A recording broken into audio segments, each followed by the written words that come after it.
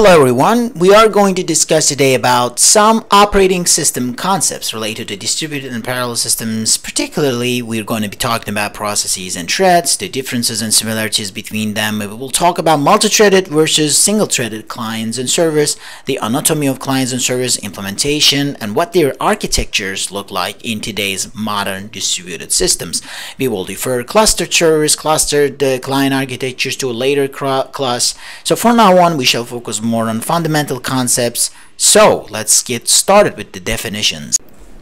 So the concept of processes inherit from operating systems, and what it means is that when a program is called or run on the CPU, it becomes a running process of the operating system and is assigned a process ID.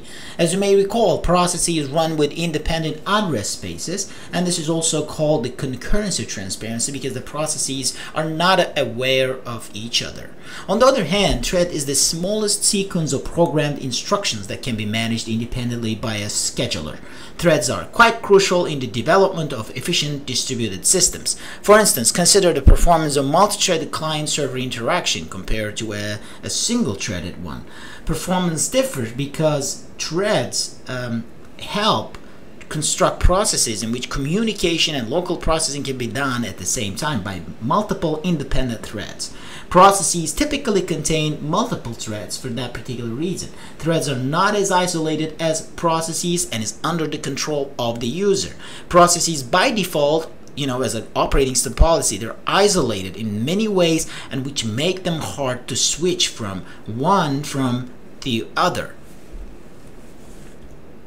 So a process can contain many threads. The main commonality between processes and threads is that they run a piece of code. However, the level of concurrency transparency they achieve is quite different. Particularly, the processes are designed to achieve high-level concurrency transparency, whereas the threads are not automatically protected against each other. So that makes them quite dependent on users' preferences, a particular set of preferences. So it requires harder, intellectual thought process, so that you do not have any illegal data accesses. On the other hand, threads are easier to switch, less effort to create, maintain, destroy, sync. In a way, they're lighter compared to processes. What we mean by that is switching processes entail many things, including CPU context switch, such as register values, program counters, stack pointers, etc., as well as the memory management unit, like you have to really do TLB, addressing validation, or maybe flushing, and also disk memory data transfers may be needed. On the other hand, switching threads entail only light CPU context switches, that can be done with minimum user space interaction, maybe a few instructions to be executed.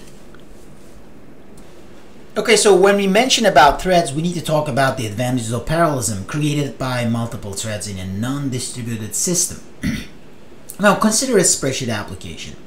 While one thread is working for input, the other threads could do other operations, such as copying contents. Doing the same thing with processes would lead to kernel username or user space switching for inter-process communication to take place properly. So it would be too much work indeed with processes. With threads, on the other hand, thread switching is even possible to take place in user space, as we mentioned earlier. The net effect is the dramatic performance improvement. There might be also performance reasons to implement programs multi-threaded, such as dividing the computation into independent components and processing them in parallel. So this is kind of the usual practice right now in high-performance computing applications. Both clients and servers can be made multi-threaded. An example is web browsers, in which one of the threads work for communicating the data, the other can work on displaying the received data like a high-definition image or decoding the HTML code. Also, multiple connections can be opened using the same browser, by the multi-thread support. An example to the server side is the file server application, in which a master thread is responsible for queuing requests and dispatching them for the other slave threads to do the job, while a thread blocks for disk IOPS and the other threads can continue serving the rest of the requests. Okay, so before diving into thread implementation, let me start with the beginning and talk about a classical software package and how it's developed and what does it contain, etc. A software package typically contains a daemon, an API, and utilities like command line interface, helper functions, and configuration files. So before we program and think about threading, we think about the code. And for example, we define a protocol structure in a language like TLA+. The rest is classical sequence: compile, link, produce binaries, and run the executables, and make those executables become processes in the operating system runtime environment. Running will create processes. A daemon, on the other hand, could be an implementation of a protocol that's running as a process in operating system's runtime environment. So what is a daemon? More accurately, it's actually in multi-threaded operating systems, a daemon is a computer program, a set of processes, maybe many concurrent threads that runs as a background process with no interactive or control terminal. So how do we understand a program as a daemon? Well, in Unix systems, their names usually end with D, so it's quite easy to differentiate.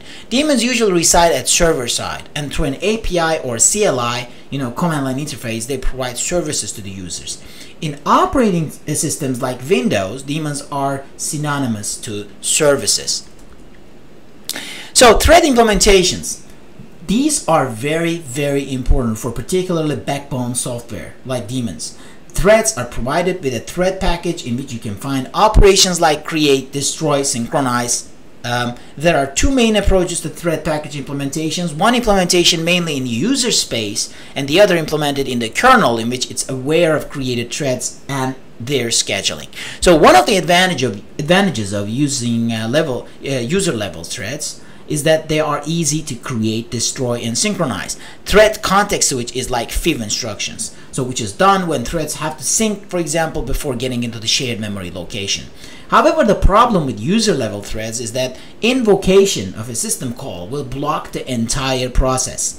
Even though one of the thread blocks, the entire process is blocked. On the other hand, kernel level threads need not to block the entire process. However, with kernel level implementation, kernel does all create, destroy, synchronization operations with all these syscalls. Therefore, thread switching, becomes a process switching in that context and implies all the hardware we discussed earlier. So overall, it's easy to realize that we need a hybrid approach called lightweight process that does not have process switching load and still provides process independent system calls per thread. So typically we use LVP, this lightweight process, with a user level thread package.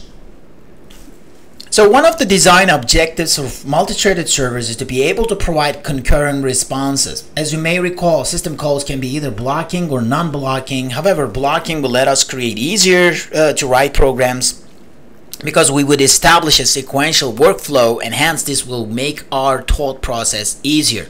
Therefore, in the ideal case, a sequential process with blocking system calls is expected, such as remote procedure calls with disk interaction. However, if you want to block and still provide parallelism, you definitely need multi-threads at the server. Therefore, we provide a summary of three different server models: single, threaded, multi-threaded, and finite state machine-based server models. We also use 1 and 2 to quantify roughly the speed and hardness of each model, where 1 being better and 2 being worse. So the finite state machine approach seems to be preferable, yet its implementation requires more memory and complex thought process. And yet, if you have got single CPU and running multiple threads on a single CPU physical core, that means you have a time sharing, and at some point your CPU may be lagging for if you have exceeding number of threads running on the same core. So think about all that possibilities when you make a selection between these models.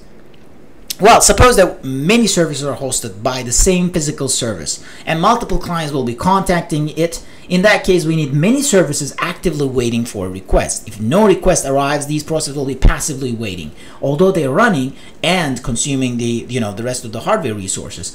One can kill the passive processes until a request arrives, but instead of keeping track of so many passive processes by an external agent, it's often more efficient to have a single super server listening to each and endpoint associated with a specific service. So whenever a request arrives, super server forks a new process, a child process in particular, to take care of the request. So once done, the process exits with zero code. This will save us time and also provide efficiency in terms of using their available hardware resources. Other server design issues include server being iterative or concurrent. Iterative servers iteratively serve clients even if the request calls system calls, so it blocks. In the concurrent ones, system calls are offloaded to other threads such that the server server itself continue listening other requests. Other issues is to handle server interrupts. For instance, you start an upload to a file server and then realize that it's in the wrong big file. The common approach to this is to terminate and exit the client application. Hence, server tears down the older connection and removes all leftovers. The last issue is about the servers being stateless or stateful. In stateless servers, there are no information of clients stored. For example, in typical web servers, although cookies can be used to recognize clients, so these information are usually stored to improve performance per client.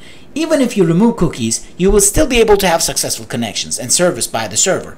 On the other hand, stateful servers maintain persistent information on their clients. Example, file servers. Server keeps a table, for instance, with the client, file, access privileges, type of entries, and one can implement it, by the way, with the key value store. Bad thing about stateful servers is that in case of a crash of a system, one also needs to construct the latest state of the of the file server. For instance, the table, etc., and other metadata of the server for successful operation or resume operation. So in stateless design, there is no such a need. So far we discussed client-server model where the server or client sends data, so the data has been moving, between network nodes. However, we can also move code, or broadly processes between computers. Why? Well, perhaps to balance out the overall CPU workload between different machines. Another reason could be to execute the process in a machine close to the client, to minimize the network propagation delay. Main idea behind code migration is performance. You want to move code to place where the big data resides, basically carrying the code next to the big data, so instead of transferring the big data next to the code. This will minimize the network traffic. We can also move code to the client to process information and send only the completed result. An example to that is the user filled forms. Before you submit the button, nothing is sent to the server. Another big reason why we move code is due to flexibility. It's quite beneficial to move code to dynamically configure distributed systems. Servers, for instance, move the client implementation to the client side, so the client sets it up and uses it to connect to the server. After it's done, it can discard the code. In addition, if any changes required in the protocol or the client code, no information needs to be given to the client. However, the problem with this approach is the security, and mutual trust must be established somehow between the server and the client before agreeing on such a code migration policy. I will talk about, forget this framework. We have to choose one framework, and I use his framework. There are also other frameworks though. According to this framework, a process consists of 3 segments: code segment, resource segment, and execution segment. The code segment includes the set of instructions, whereas the resource segment includes external resources like files, printers, etc. Finally, the execution segment includes the execution state of the process, including private data, stack, program counter, etc. Based on these segments and their shareability, we can define 2 different mobilities. One, weak mobility, in which we communicate only the code segment, so the code starts from the beginning when it's received by the receiver. Advantage is that it is very simple strategy, provides exact process portability. Apart from being weak or strong, or by the way, we have also strong mobility, which is achieved when we transfer both code and execution segments together. Strong mobility is harder to achieve, by the way, and it provides this exact process portability. The other one is easy. The weak mobility is an easy one, but it only provides weak code portability. Apart from being weak or strong, code migration can also be sender or receiver initiated. An example to sender initiated code migration is the search program to a remote big database server. In this type, the sender needs to authenticate the receiver to protect its resources. An example to receiver initiated type is Java applets. In this type, no authentication is needed. Plus, the code can use the same address space of the calling process. Alright, so in summary today we talked about processes, threads, and anatomy of clients and servers in the context of processes and threads. So finally we touched upon some code migration issues and processes, which is quite useful for distributed servers and client applications. If you have any questions, please share through my email down below and I'll be glad to answer your questions. See you next time.